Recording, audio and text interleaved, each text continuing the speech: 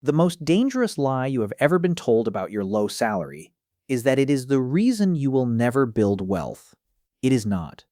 Your boss earns 3 times what you earn. He has for years. And right now, he is on track to retire with almost nothing. You, on your salary with your paycheck, are on track to retire with $6 million. Same economy, same cost of living, same years on the clock. The only difference is one decision you are going to make, a decision your boss never made.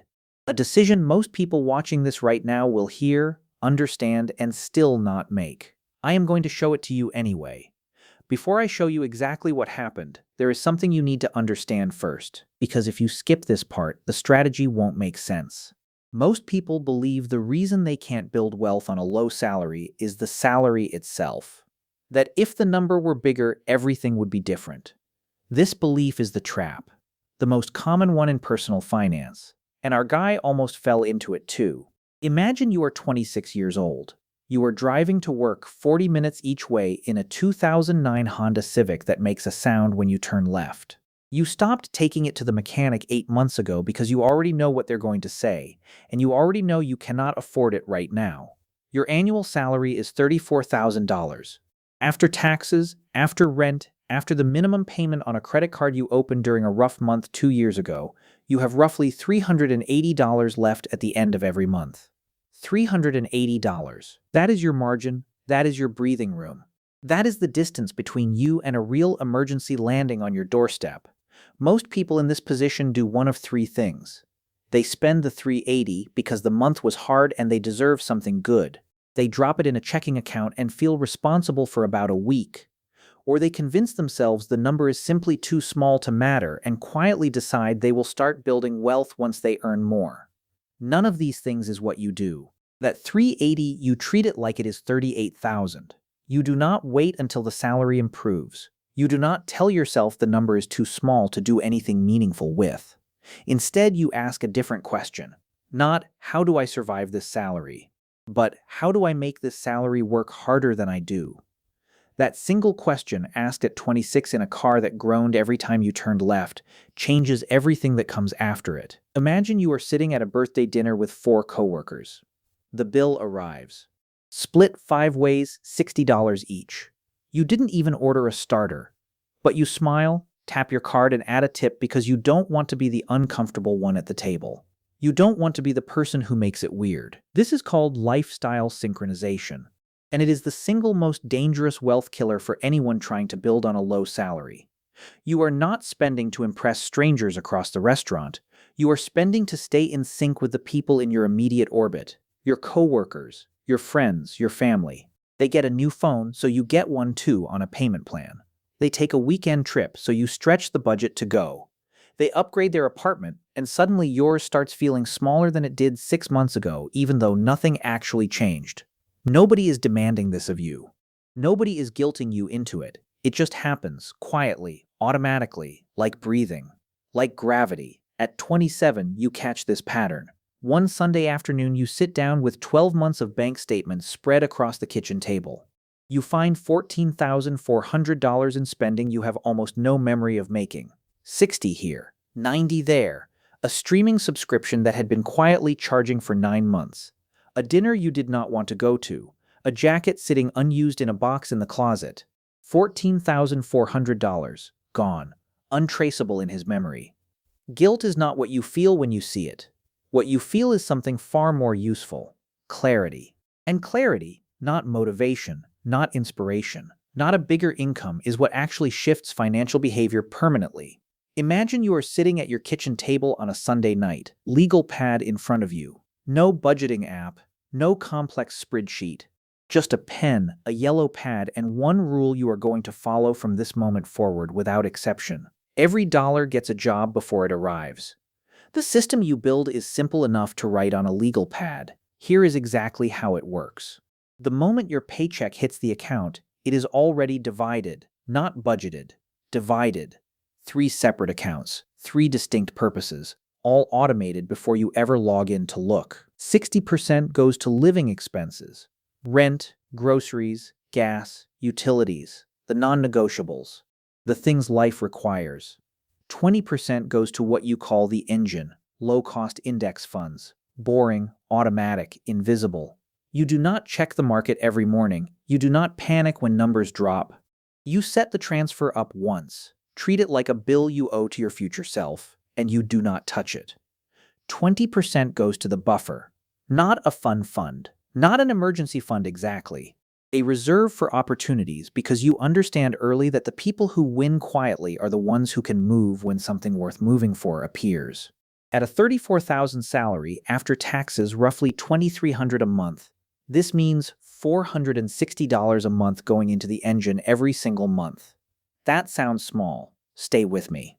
At a 10% average annual return over 30 years, which is historically consistent with broad U.S. index funds, $460 a month grows to over $1 million, $1 million, on a $34,000 salary, before a single raise, and you do get raises, small ones, 2 of them over the first 12 years. Every time you do something your coworkers never do.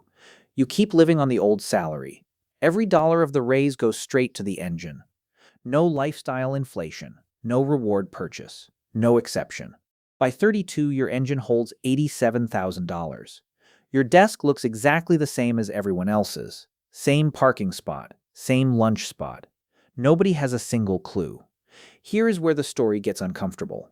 Because at 34, when you have built something genuinely real, life arrives with a bill that would have wiped out most people's plan entirely. The way you handle it without telling a single person is the exact reason you cross $1 million by 41. Stay with me. Imagine you are in a hospital waiting room at 11 at night on a Wednesday. The chairs are designed to be easy to clean, not comfortable to sit in. The lighting is fluorescent. Your mother is in room 4B. Nothing life-threatening, the doctor said. But the bill that arrives 6 weeks later is going to read $22,000.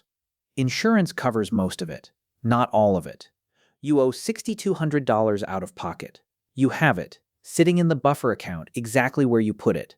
You did not build that account for this specific situation. You built it because you understood that life will always find a way to test your plan. Always. You pay the bill in full. You do not touch the engine. You do not take out a loan. You do not put it on a card and spend the next 2 years paying it off at 24% interest, the way most people would have. You rebuild the buffer over the next 8 months, and you keep going. This is the part of the wealth-building conversation that almost nobody talks about. It is not the strategy that matters most. It is the identity underneath the strategy. You do not think of yourself as someone surviving on a low salary trying to save a little money. You think of yourself as a wealth builder who happens to currently be in the early stage of a long game. That identity, invisible to everyone around you, is everything. Imagine you are 38 years old. Your salary is now $47,000. 2 raises over 12 years. Neither one changed how you live. Both went straight to the engine. Your portfolio crossed $300,000 last month. And something is beginning to happen that changes the feeling of everything. The engine is growing faster than you are adding to it. This is the moment most personal finance content never actually reaches, the inflection point where compound interest stops being a concept from a textbook and starts being a real number you watch move in your account every single month. In your first year, you added $5,500 to the engine. The market added maybe $400 on top. Now, at 38 with $300,000 in the engine, the market is adding $30,000 a year without you making a single decision, lifting a single finger. Your engine now earns more annually than you saved in your entire first 5 years combined. And you start feeling something you did not expect to feel this early.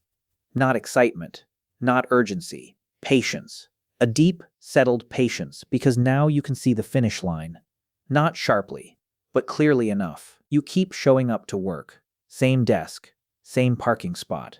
Same boss who has never once stopped to wonder about you. But something inside you has shifted permanently, and it is never going to shift back. Imagine you are 43 years old. You are sitting in the parking lot before work. Your phone buzzes. It is the brokerage app. Portfolio value $1,043,882. You sit in that parking lot for 11 minutes, not calling anyone, not taking a photo, not posting anything, just sitting with it quietly, exactly the way you built it. You think about the 380 months. You think about the birthday dinners. You think about the hospital bill. You think about every Sunday night at the kitchen table with the legal pad. Then you get out of the car, clock in, pour a coffee. Nobody knows. That is the part people find most surprising when they hear this story. You do not tell a single person, not your coworkers, not most of your family, not even your closest friends, because you understand something that years of quiet building have taught you. The people directly around you will not celebrate your financial discipline. They will feel quietly confronted by it. They will call you cheap, or lucky, or strange, or boring. So you keep it quiet, and you keep building. By 49, the portfolio passed 4.2 million. At 51, it crossed $6 million. And on that Tuesday morning when your boss knocks on your partition and offers you a partnership because they needed someone with your discipline, your reliability, your steadiness under pressure, you accept, not because you need the income, because you have built the one thing most people spend their entire career chasing, the freedom to say yes because you want to, not because you have no other choice. Your boss has no idea what he is actually sitting across from. Here is what this actually teaches, and it is not what most people expect. It is not that $380 a month becomes millions, though it does given enough time. It is not that index funds are some secret you have been missing. They are not a secret. It is not even that your low salary does not matter, because every dollar of your margin matters enormously when you are early. The real lesson is simpler and harder than any of that. You have been waiting for a number that gives you permission to begin. A bigger salary, a better year, a bonus that finally lands, a sign that conditions are right enough. That permission is never coming, because the number was never the problem. You already have what you need to start. You had it 3 years ago. You have it today. You have it on every single paycheck that lands in your account. The only question is whether you decide to use it or keep waiting for a version of your life that feels more ready than this one. The only thing standing between you and where you want to be is the same decision that was available to you on every single paycheck you have ever received. Treat what you have like it is enough to build something with, because it is. If this landed differently than you expected, if something in here clicked, hit subscribe. Every week on this channel we follow stories exactly like this one.